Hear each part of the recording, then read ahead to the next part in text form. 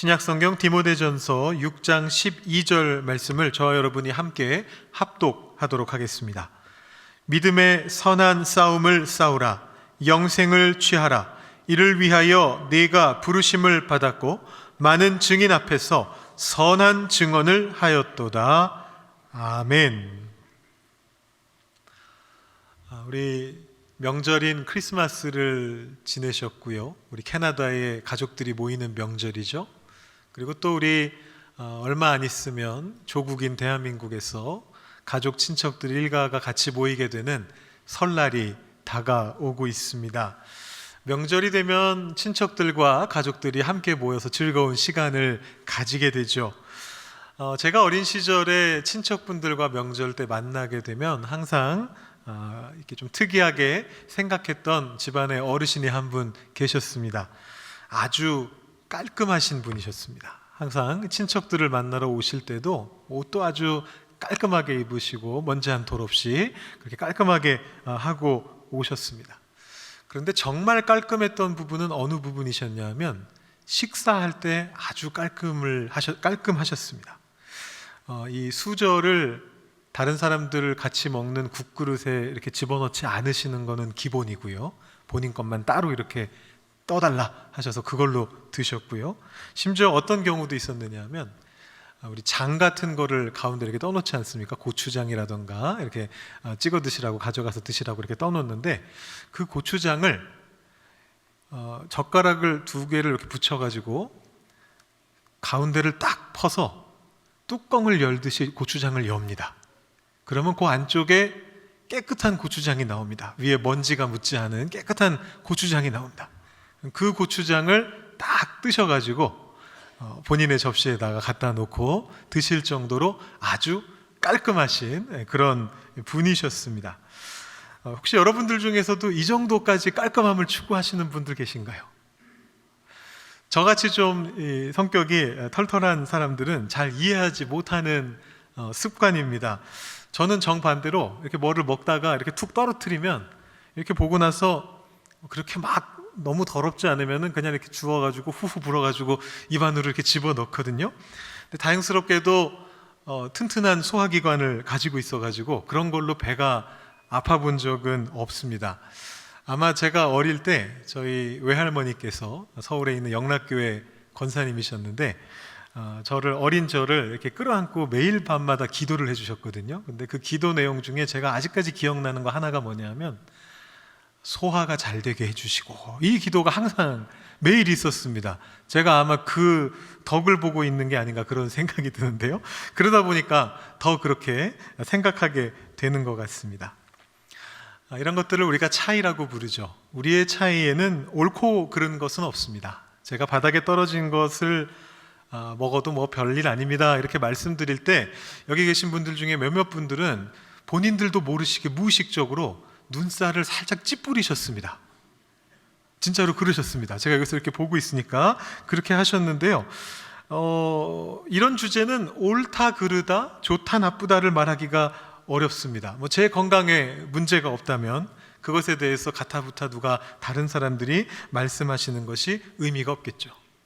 물론 살아가다 보면 저도 지금은 젊어서 무쇠도 소화시키지만 나중에 가서는 저도 막 소화를 잘 못 시키는 그런 때가 오게 될 수가 있고, 그러면 아마 제 습관도 바뀌게 될 수 있습니다. 몇 번 집어먹고 탈나고 나면 이제 정신 차리고 그때부터는 또 열심히 깔끔을 떨면서 이제 먹게 되겠죠. 근데 바뀐다 하더라도 그것도 또한 잘못된 것도 아니고 문제가 될 것도 아닙니다. 이런 걸 우리가 차이라고 부르고 그저 다른 것입니다. 그런데 사람들은 이 차이 때문에 많은 영향을 받습니다. 앞서 말씀드린 눈살을 찌푸리신 분들도 무의식적으로 본인의 성격과 그 영향력 속에서 그 가치에 영향을 받고 계신 겁니다. 사람은 누구나 자기가 중요하다라고 생각하는 그런 가치에 자기도 모르게 무의식적으로 영향을 받습니다. 그리고 거기에 맞춰서 행동하게 됩니다. 제가 음식 얘기를 한 김에 하나 더 옛날 얘기를 좀 들려드리겠습니다. 제가 대학생 때 겪었던 일인데요. 제가 대학교 들어가면서 처음으로 성인이 되면서 저는 곧바로 그때 성인 찬양대에 들어가게 됐습니다. 당시에는 성가대라고 불렸는데 3부 예배 시온 성가대 대원으로 들어가게 됐습니다. 근데 언제나 찬양대에서 가장 젊은 막내가 하는 일은 정해져 있습니다. 악보를 담당하게 됩니다. 왜냐하면 이 악보가 굉장히 무겁거든요. 그래서 이 악보를 챙기는 거는 보통 젊은 남자들이 하게 되는데 이제 저도 그래서 악보부를 들어가게 됐습니다. 그래서 저 혼자 일하기 그래서 대학부 청년부의 친구들을 형님들 이렇게 모아가지고 같이 우리 성가대 하자 그래가지고 다 들여보내서 전부 다 악보부로 밀어놓고 저희가 같이 이제 악보를 나르고 했습니다. 근데 어느 날 한 번은 1년치를 전체를 정리하기 위해서 악보에 붙은 뭐도 떼어내고 이름표도 떼어내고 번호도 정리하고 이런 걸 하기 위해서 하루 날을 잡아가지고 같이 일한 적이 있습니다. 그러면서 이제 교회에서 주시는 비용으로 맛있는 음식을 먹을 수 있으니까 우리 이거 다 하고 먹읍시다. 그러면서 열심히 일을 한 다음에 음식을 먹었습니다. 근데 좀 과하게 시켰던 것 같아요. 그래서 4사람의 젊은 청년들이 열심히 먹고 나서 음식이 조금 남았습니다. 근데 그때 2그룹으로 4사람이 나뉘어지는 것을 경험했습니다. 2사람은 뭐라고 얘기했느냐 하면 음식을 남기면 죄받아 라고 얘기하면서 아무리 배가 불러도 우리가 이거를 끝까지 다 먹어야 돼. 교회 돈으로 산 거잖아. 이렇게 딱 얘기하는 2사람이 있었고요. 다른 2사람은 어떤 입장에 있었느냐 하면 아니야, 이걸 끝까지 먹다가 우리 건강에 탈나면 그건 누가 책임질 거야. 우리 자신을 위해서도 그렇고 우리 성가대와 교회를 위해서도 이건 끝까지 먹지 않고 버리는 게 맞는 거야. 이렇게 2그룹으로 나뉘었습니다. 여러분, 저는 어느 쪽 그룹이었을 것 같습니까? 저는 어느 쪽 그룹이었을까요? 저는 첫 번째 그룹이었습니다. 끝까지 다 먹어야 된다. 아무리 배가 불러도 목구멍까지 채워넣어야 된다. 이게 저의 주장이었습니다. 그래서 처음에 한동안 그거 가지고 다투다가 우리 이런 걸로 다툴 게 아니다 하면서 근데 왜 우리가 이런 생각을 갖게 됐지? 라는 얘기를 저희가 하게 됐습니다. 그러면서 알게 됐는데 우리도 모르고 있었는데 자기 자신도 모르고 있었는데 대화하다가 알게 된 게 뭐냐 하면 음식을 남기면 안 된다라고 주장한 사람들은 한결같이 어린 시절에 집에서 부모님들께 그런 교육을 받은 경험이 있는 거예요. 이거 음식 남기면 안 된다. 이 농부 아저씨들의 피땀 흘려서 만든 이거를 남기면 안 되고 이거 안 먹으면 나중에 죽어서 다 먹어야 되고 뭐 이런 얘기들을 이제 들은 이제 사람들은 그게 기억에 안 나고 있어도 무의식적으로 음식은 끝까지 다 먹어야 된다. 이 생각을 갖고 있었던 거고 그런 교육을 받지 않았던 사람들은 왜 그걸 굳이 끝까지 먹어야 되느냐라는 그런 생각을 가지고 있었던 겁니다. 자, 다시 한번 말씀드리지만 어느 쪽이 좋다, 옳다 그런 말씀을 드리려고 하는 게 아닙니다. 우리 각자는 별것 아닌 것 같은 어떤 교육과 훈련을 통해서 또 인생의 경험을 통해서 혹은 어떤 책 같은 것을 읽으면서 감명을 받는 어떤 그런 일들을 통해서 각자의 정체성을 형성해 가게 됩니다. 이것들이 모이면 나는 누구인가? 라는 질문에 대한 답이 완성됩니다. 그리고 그 질문에 대한 답이 다른 사람이 나를 보는 관점에도 영향을 끼치게 됩니다. 제가 한번 질문을 드려보겠습니다. 여러분은 여러분 스스로를 어떤 사람이라고 생각하십니까? 또 다른 사람들은 여러분을 어떤 존재라고 보고 있습니까? 제가 지금 주로 예시로서 음식 먹는 습관에 대한 것들을 말씀을 드렸는데요. 여러분은 짠 음식을 좋아하십니까? 아니면 싱거운 음식을 좋아하십니까? 여러분은 한식파이십니까? 아니면 양식파이십니까?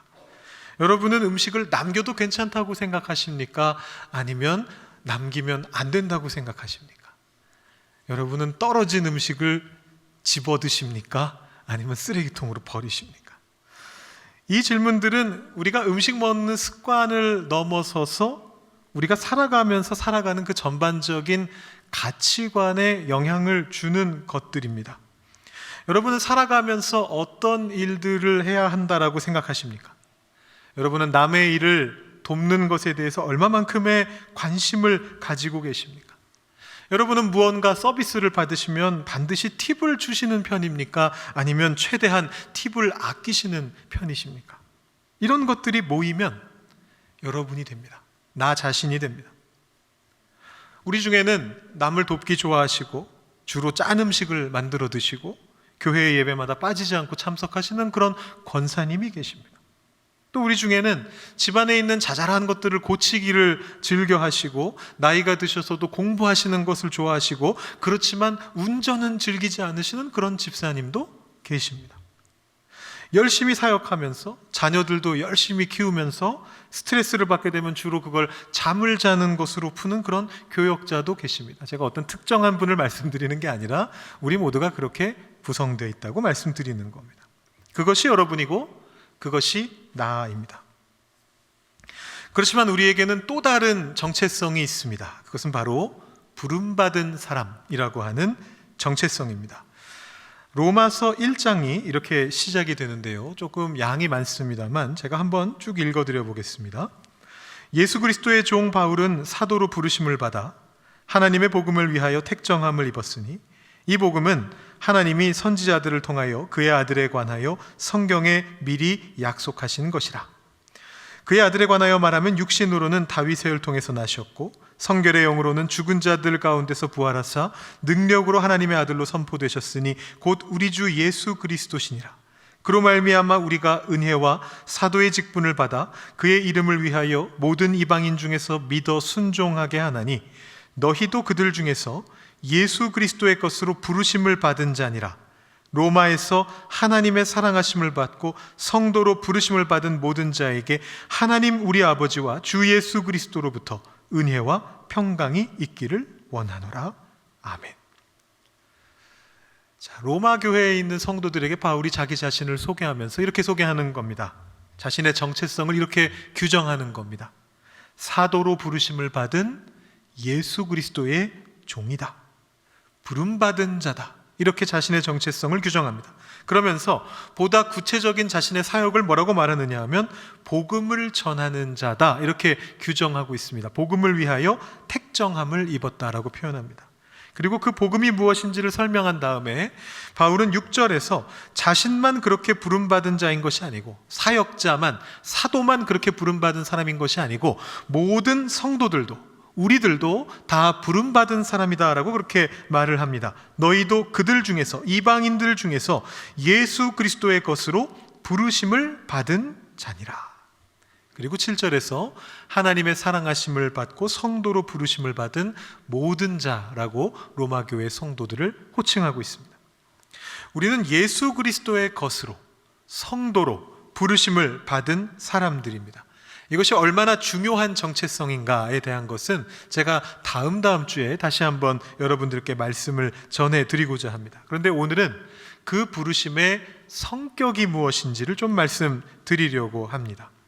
우리가 예수 그리스도의 것이다 라는 것이 무슨 의미를 가지고 있습니까? 그리고 그렇게 부름을 받았다라는 것은 어떤 의미입니까? 저는 우리 그리스도인들의 가장 근본적인 정체성에 대해 말씀드리고 있습니다. 그리고 이것이 올해의 우리 교회의 표어이기도 합니다. 여러분은 어떤 존재로 부르심을 받으셨습니까? 우리가 예수 그리스도의 것으로 부르심을 받았다라는 것은 단순히 우리가 예수를 믿는 그리스도인이다라는 것 이상의 의미를 가집니다. 부르는 자와 부름을 받는 자 사이에는 가치관을 공유한다라는 그런 특성이 있거든요.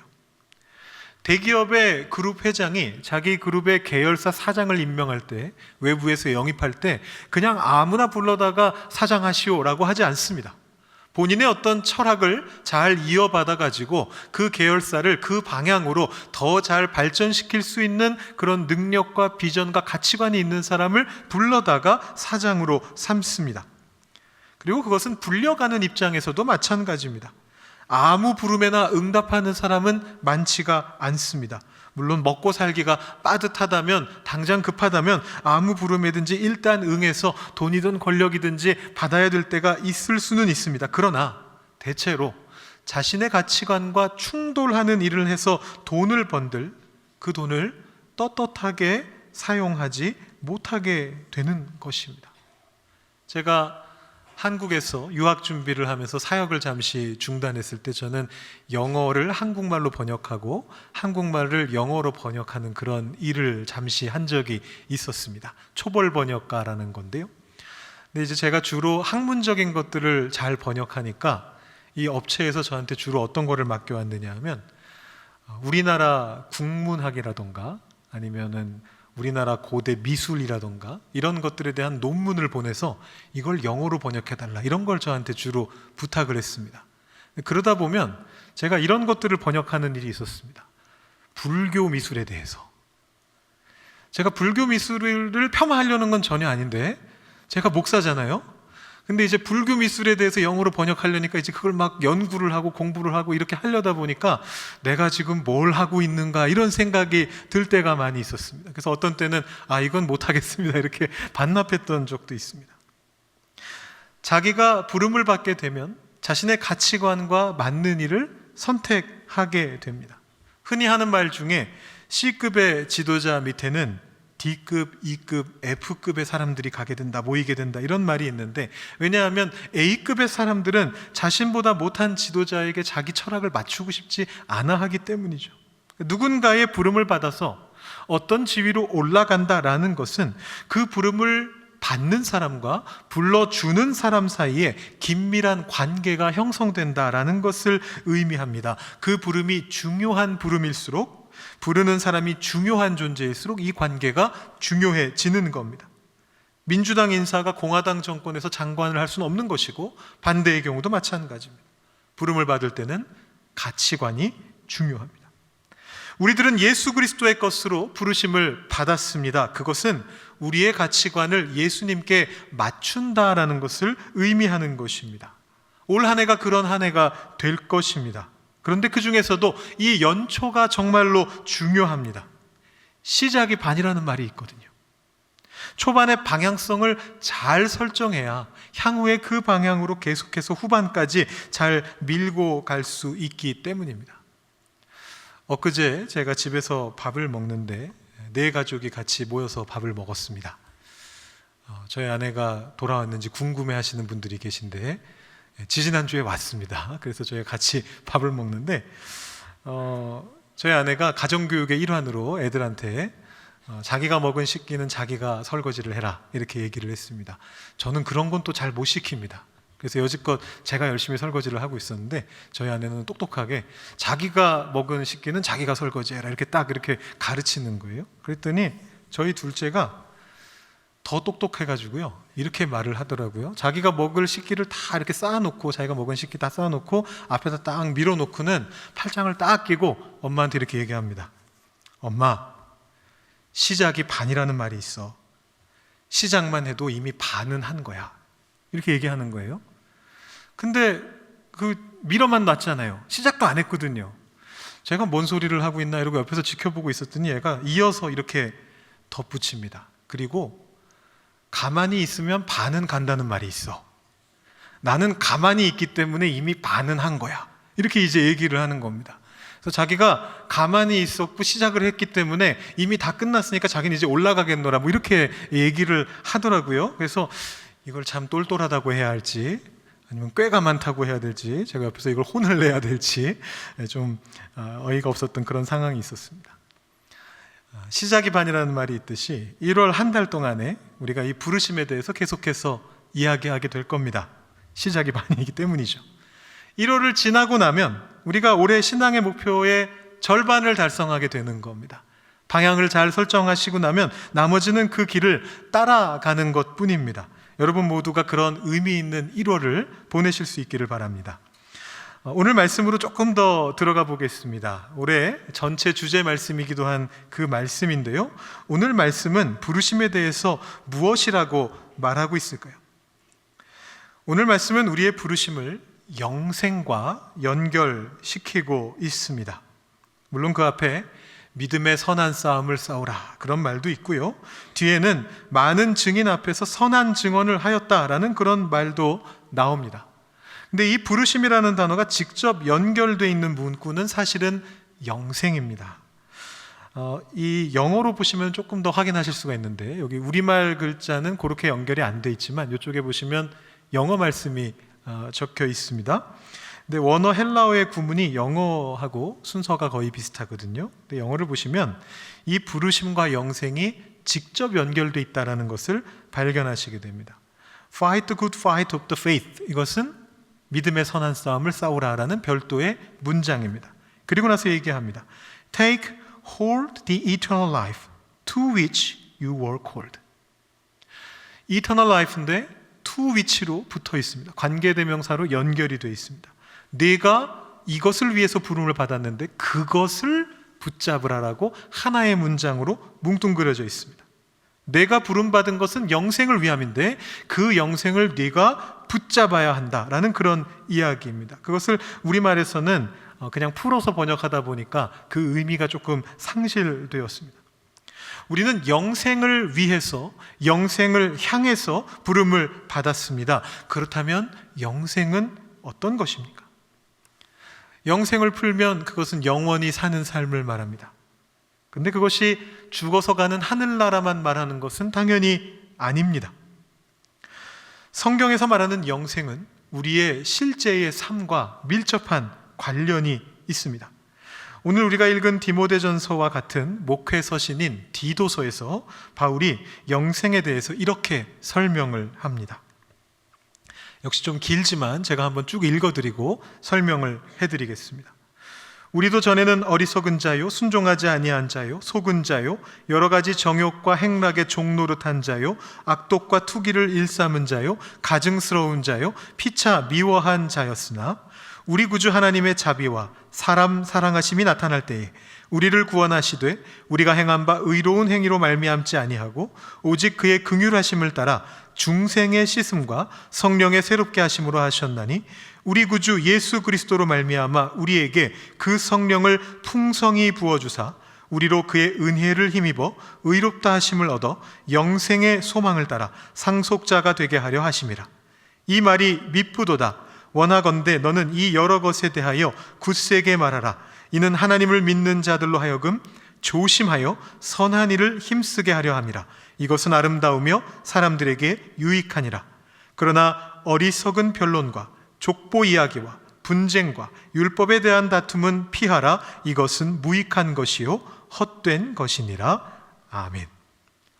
9절 말씀을 보시면 바울이 교회에서 흔히 일어나는 교리 논쟁이라던가 어떤 재산, 교회 재산 같은 것을 둘러싼 다툼과 분쟁과 같은 것, 혹은 어떤 지위를 얻기 위해서 명예를 추구하면서 싸우는 행위, 이런 것들은 무익하고 헛된 것이다 라고 그렇게 선언하면서 유익한 것은 8절에서 조심하며 선한 일을 하는 것이다 이렇게 말하고 있습니다.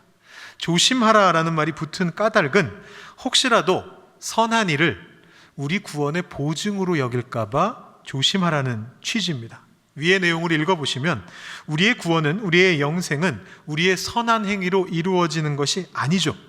그러나 그리스도의 은혜로 의롭다함을 얻은 자는 그 영생의 상속자가 되어서 그 마음속에 영생의 소망을 품고 가게 되고, 그렇게 되면 더 이상 이 땅에서 정욕으로 살아가는 것이 아니라 선한 일에 힘쓰는 사람이 될 수밖에 없다라는 것이 바울의 말입니다. 오늘 말씀의 맥락도 마찬가지입니다.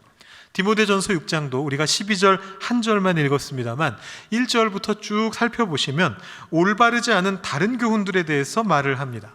경건을 이익의 방도로 생각하는 사람들, 돈을 사랑하는 사람들, 세상의 가치관대로 살아가려는 사람들, 그 사람들에 대해서 말한 다음에 오늘 우리가 읽은 말씀 바로 앞절 11절에서 이렇게 선언합니다. 오직 너 하나님의 사람아, 이것들을 피하고 의와 경건과 믿음과 사랑과 인내와 온유를 따르라. 돈이 최고야 라고 말하는 그런 가치관을 가지고 살아가는 것을 피하라. 그러면서 얘기하는 것입니다. 의와 경건과 믿음과 사랑과 인내와 온유를 따르면서 믿음의 선한 싸움을 싸우면서 영생을 취하는 삶을 살아라 라고 말하는 것이고, 이 말의 의미를 더욱더 분명하게 하기 위해서 바울은 18절에서 다시 한번 선명하게 선언하고 있습니다. 선을 행하라. 선한 사업을 많이 하고 나누어 주기를 좋아하며 너그러운 자가 되어라. 바울이 이야기하고 있는 영생은 죽은 뒤 가는 하늘나라에 대한 부분이 아니고 이 땅에서 그 영생의 가치관을 살아내는 것을 말하는 것입니다. 영생을 이 땅에서 우리 삶 속에서 살아내는 것입니다. 그 증거가 오늘 말씀 속에도 등장하고 있습니다. 영생을 취하라 라고 그렇게 되어 있는데, 이 취한다라고 하는 단어는 단순히 무슨 소유권이 이전된다라는 그런 얘기가 아닙니다. 영생이 여기 있으니까 이제부터 내 것, 그런 의미가 아닙니다. 여기서 말하는 의미는 원어가 꽉 붙잡는다라는 의미가 있습니다. 성경 안에서 같은 단어가 여러 번 사용이 되는데 항상 무언가를 세게 붙잡는 것을 말합니다. 대표적으로 복음서에서 예수님께서 정반대 상황입니다만 겟세마네 동산에서 기도하시고 잡혀가실 때 잡으러 온 무리들이 예수님을 붙잡았다라고 할 때 이 동사가 쓰였습니다. 그러니까 지금 여기서 말하는 것은 마치 이 영생이 요리조리 빠져나가는 작은 동물 같다는 겁니다. 그 영생을 꽉 붙들어야만 한다라는 말씀이 오늘 말씀에서 하고 있는 이야기입니다. 근데 왜 우리가 영생을 붙들어야만 할까요? 영생이 그렇게 변덕스럽고 괴팍한 것입니까? 하나님께서 우리에게 주신 영생 그냥 우리가 갖고 있으면 되는 거 아닙니까? 왜 우리는 그 영생을 꽉 붙잡아야만 할까요? 영생은 불변하는 가치입니다. 그런데 문제는 영생에 있는 것이 아니고 우리에게 있습니다. 우리가 괴팍하고 변덕스러운 것이 문제입니다. 지상에서, 이런 땅에서 우리가 공을 손에 들고 이렇게 걸어가는 것은 아무 문제가 없습니다. 안전하게 공을 손에 들고 있을 수 있습니다. 그런데 만약에 막 흔들리고 있는 어떤 출렁다리나 아니면 배 위에서 우리가 공을 손에 얹고 이렇게 가만히 서 있으려고 한다면 그것은 굉장히 힘든 도전이 될 것입니다. 계속 흔들리고 있기 때문입니다. 제가 앞에서 시작하면서 말씀드렸듯이 우리들은 다 다릅니다. 다 다른 사람들이 모여 살아가고 있는 이 세상은 아주 유동적입니다. 영생은 정해져 있습니다. 그러나 그 영생을 이 땅에서 살아내는 방법은 사람마다 다를 수밖에 없습니다. 장소에 따라 다를 수밖에 없습니다. 공동체에 따라 다를 수밖에 없습니다. 시대에 따라 다를 수밖에 없습니다. 여러분, 만약에 영생을 이 땅에서 살아내는 방법이 아주 간단하고 단순하다면, 굳이 적용할 필요가 없다면 그 간단하고 단순한 방법을 그냥 딱 잡고만 있으면 끝납니다. 우리가 매주 이렇게 열심히 설교 듣고 예배하고 그럴 필요가 없습니다. 그 간단하고 단순한 방법을 가장 잘 정리해 놓은 설교 한 편을 여러분 마르고 닳도록 보시고 들으시고 외우시면 됩니다. 그것만 있어도 충분합니다. 얼마나 좋습니까? 여러분, 목사의 설교가 늘 좋을 수는 없지 않습니까? 여러분들도 가끔 그런 생각하지 않으세요? 오늘 말씀은 왜 이래? 그런 생각 들 때가 있지 않으세요? 혹시 오늘이 그런 날은 아니시죠? 그런 생각이 우리에게 들 때가 있단 말입니다. 왜 매주 힘들게 목사는 설교를 써야 하고, 왜 성도님들은 그 설교를 들어야만 합니까? 2025년 토론토 땅을 살아가는 이 자리에 계신 여러분이 영생을 살아내시는 방법이 간단하고 단순하지 않기 때문입니다. 2025년 토론토 땅을 살아가시는 여러분들이 영생을 살아가시는 방법과 같은 2025년에 우리의 조국인 대한민국에서 영생을 살아내시는 그리스도인들의 방식이 다를 수 있습니다. 상황이 다르기 때문에. 2025년 지금 이 자리를 살아가시고 있는 여러분의 영생을 살아내시는 방법과 1967년 토론토 땅을 살아가셨던 믿음의 선조들이 영생을 살아내시는 방법이 다를 수 있습니다. 시대가 바뀌었기 때문입니다. 아니, 좋은 거 옛날 그대로 하면 되지, 뭐가 다르다는 겁니까? 옛날에 잘못한 게 아니면 그대로 하면 되는 거 아닙니까? 지금도 그게 좋은 거겠죠? 그렇게 말씀하실 수 있습니다. 그렇지 않습니다. 시대가 바뀌고 공동체가 바뀌고 상황이 바뀌고 사람이 바뀌면 영생을 살아내는 방법도 바뀌어야만 합니다. 예를 들어 보겠습니다. 이것이 무조건 옳은 예는 아닌 것 같습니다만 올해 우리 교회에서 일어나는 변화 중에 하나이기 때문에 제가 조심스럽지만 한번 말씀을 드려보겠습니다. 우리가 지난 2년 동안 사랑의 식탁을 열심히 준비했습니다. 근데 올해는 작년과 재작년에 비해서 사랑의 식탁을 덜 준비하게 될 것 같습니다. 당장 오늘도 사랑의 식탁이 따로 없습니다. 사랑의 식탁이 의미가 없기 때문일까요? 그럴 리가 없습니다. 사랑의 식탁이 귀한 것이 아니었다면 제가 왜 2년 동안이나 매주마다 잘 되지도 않는 농담을 그렇게 섞어가면서 그 맛을 여러분들께 홍보하고, 조금 과장이 섞여 있었죠. 저도 알고 있었습니다. 식탁 교제에 제발 참여해 주십시오. 제가 왜 그런 광고를 매주 했겠습니까? 식탁의 교제는 정말로 중요한 것입니다. 중요한 가치입니다. 코이노니아라고 불리는 이 성도의 교제, 친교에 있어서 식탁의 교제는 아주 중요한 역할을 합니다. 이것은 초대교회 때부터 내려온 전통이고 가치입니다. 그러나 상황에 따라서는 식탁의 교제를 줄이거나 포기해야 하는 경우가 간혹 생겨납니다. 아시다시피 우리 교회는 일할 일꾼들이 충분하지가 않습니다. 그래서 한정된 재원들을 중요한 일들에 사용하기 위해서 머리를 맞대고 고민하며 논의해야만 합니다. 물론 어르신들 중에서 이렇게 말씀하시는 분들도 계십니다. 우리는 지금보다 훨씬 많은 숫자의 성도님들을 매주 먹였어. 라떼는 말이야. 이렇게 얘기하시는 분들도 계십니다. 제가 그분들의 노고를 평가절하하려고 하는 의도는 조금도 없습니다. 그 헌신이 우리 교회를 만들었죠. 그리고 그때는 그것이 더욱 필요했습니다. 따뜻한 한식, 밥 한 끼를 먹을 만한 곳이 마땅치 않았던 그 시절에 교회에 나오면 그 밥을 먹을 수 있다라는 것이 얼마나 귀한 일이었습니까? 모르긴 몰라도 여기 계신 분들 중에서도 어떤 분은 그 밥을 드시려고 교회에 오셨다가 그대로 눌러 앉으신 분도 계실 수 있습니다. 아주 중요한 가치였습니다. 그런데 지난 우리 김종현 목사님 수요 예배 대비 설교 하셨을 때도 들으셨듯이 지금은 토론토 안에서도 한식 밥 먹을 수 있는 곳이 참 많이 있습니다. 여러분, 수요 예배 못 들으신 분들을 위해서 잠깐 설명을 드리자면요, 김 목사님이 한국 떠나오실 때 그런 걱정을 많이 들으셨대요. 이제 토론토 가시면 목사님 한식을 드시기가 힘드실 겁니다. 그래서 가시기 전에 한국에서 한식을 많이 드시고 가셔야 됩니다. 이러면서 막 대접을 많이 해주셨다는 거예요. 근데 오셨더니만 첫날부터 교회에서 잔치국수를 대접해드리고 거의 매일 한식을 드셔가지고 아주 한식을 많이 먹고 몸도 부풀고 그러고 계시다, 이런 얘기를 하셨었습니다. 그렇다면 우리의 사역의 방향은 어떻게 달라질 수 있을까 생각해 봐야 하는 것이죠.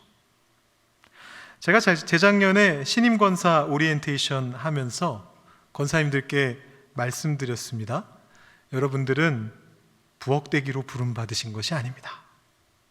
교회 부서들을 돌아다니시면서 교회에서 어떤 일들이 일어나는지 보시고 여러분들의 역할을 감당해 주셔야 됩니다. 네, 그렇게 말씀은 드렸지만 지난 2년 동안에는 교회가 아픔을 겪은 후에 하나됨이 너무나 소중하고 중요했기 때문에 결국에는 우리 권사님들께서 계속해서 부엌에 붙들려 계셔야만 했습니다.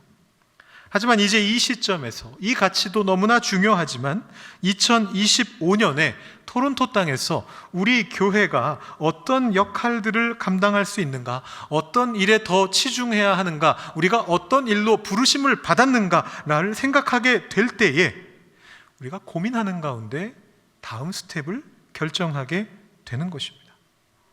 다시 한번 말씀드리지만 사랑의 식탁이 의미 없다라는 말씀이 전혀 아닙니다. 혹시 여러분들 중에서 어떤 분들이 이번 주에는 내가 사랑의 식탁으로 섬기리라 그렇게 말씀해 주신다면 그것은 또한 귀한 헌신일 것입니다. 지난 주간에 우리에게 송년 예배가 있었는데요, 그때 떡국으로 성찬을 대신해서 우리가 애찬을 진행할 수 있었던 것은 은퇴 권사님들의 헌신이 있으셨기 때문입니다.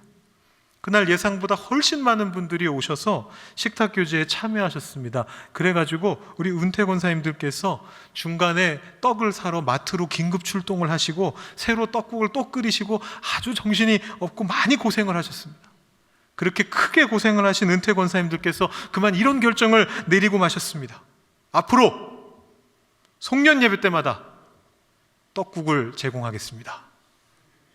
어찌 이런 결정을 내리셨는지 전 모르겠는데 참으로 감사한 일인 것 같습니다. 귀한 헌신입니다. 우리가 어떤 일들을 행하면서 어떻게 이 땅에서 2025년도에 토론토에서 지금 함께 영생을 살아나가는가는 이렇게 각자의 자리에서 하나님이 주신 각자의 역할을 감당하며 그 부르심을 따라 최선을 다해 선한 일을 해나갈 때 이루어낼 수 있게 된다라는 것입니다. 지난달에 저희가 정책당회에서 바로 그런 일들을 했습니다. 여러 가지 결정을 했습니다. 열 몇 시간 동안, 또 그 후에 또 모여서 수십 시간 동안 계속해서 논의하며 고민하며 결정을 내렸습니다. 모든 결정이 옳을 수는 없습니다. 그러나 지금 우리가 무엇으로 부르심을 입었는가를 고민하면서 2025년 이 땅에서 우리 교회가 영생을 살아나가기 위해서 무엇이 필요한가를 치열하게 논의하고 고민한 끝에 여러 결정들을 내렸습니다. 저희가 그것을 다음 주에 있을 재직회를 통해서 여러분들께 알려드리게 될 것이고 2월 첫 주에 있는 공동의회를 통해서 여러분들께 추인받게 될 것입니다. 여러분들께서도 역할을 해주셔야만 됩니다. 리더십들에게만 역할이 있는 것이 아닙니다. 2025년 토론토 한인 장로교회를 향하신 하나님의 뜻이 무엇인지 저희 리더십들이 성령 안에서 치열하게 고민한 바에 대해서 여러분들께서도 성령 안에서 치열하게 질문해 주시고 조언해 주시고 추인해 주시는 그 과정을 통해서 우리가 함께 영생을 살아나갈 수 있게 됩니다. 그리고 우리 개인의 삶도 마찬가지입니다. 여러분의 2025년은 어떤 한 해가 되실 것 같습니까? 경랑의 한 해일까요? 아니면 아주 안정적인 한 해가 될까요? 혹시 슬픔은 없겠죠. 없기를 기원합니다. 그러나 하나님께서 혹시라도 그런 아픔이나 슬픔을 주신다면 그 아픔과 슬픔을 어떻게 영생 안에서 살아내시겠습니까? 이 연초에 무엇을 결심하시고 그것을 위해 무엇을 하시겠습니까?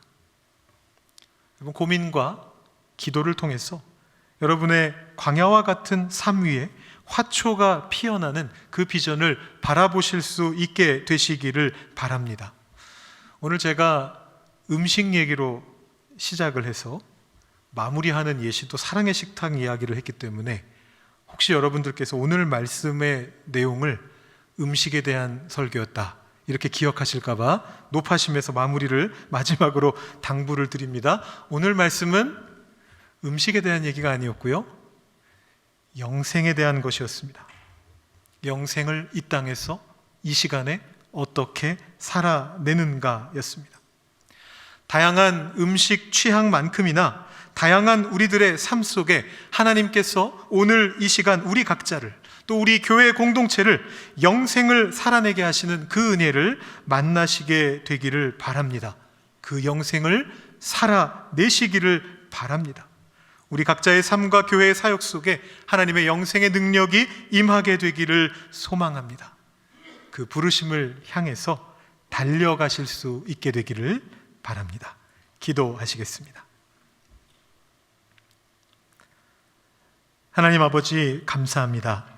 2025년 새해 첫 주 주일 예배를 하나님 앞에 올려드리면서 영생을 살아낸다는 것이 무엇인지, 2025년 토론토 땅에 우리를 어떠한 역할로 부르셨는지 우리가 다시 한번 되새겨보는 시간을 가졌습니다. 하나님, 우리의 삶 속에 화초가 피어나는 주님께서 우리에게 주시는 그 부르심의 비전을 우리가 우리 마음속에 간직하고 주님과 함께 동행하며 이 땅 위에서 영생을 살아내기를 소망합니다. 우리의 삶 속에 임재하여 주시고 우리 공동체 교회 속에 임재하여 주셔서 하나님께서 원하시는 삶을 살아나가며 이 땅 위에 살아가고 있는 다른 백성들에게 주님을 드러내는 삶을 살아갈 수 있도록 주님께서 우리 한 분 한 분에게 주님의 능력으로 함께하여 주시고 위로하여 주시고 역사하여 주시옵소서. 주님과 동행하는 한 해가 될 수 있도록 주님 인도하여 주시옵소서. 감사드리며 예수님의 이름으로 기도드립니다. 아멘.